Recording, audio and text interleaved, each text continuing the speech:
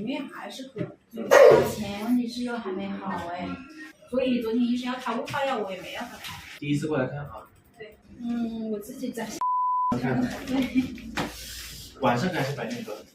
晚上睡觉还好，但就是早上起来就开始咳痰，痰比较黏，比较黄。早上咳得多。对，白天也会白天咳。偶尔咳一下，偶尔咳一下。啊。过敏性咳嗽来是。但是也吃了那个药啊。西地型是吧？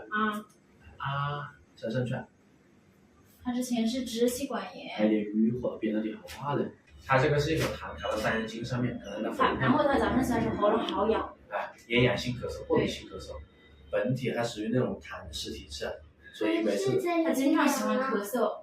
平时动不动呢稍微吃点上火的东西了，就会咳嗽。对，就然后吐出很黄很黄的那痰。瘀火的瘀火是脾胃虚弱。对啊，他经常喜欢咳嗽。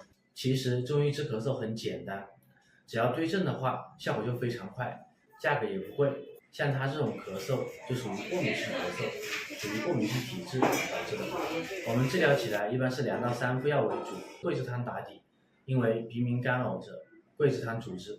桂枝汤，然后加点黄芩进去，先把咳嗽控制下来，再调脾胃，这样子孩子以后就不会经常咳嗽了。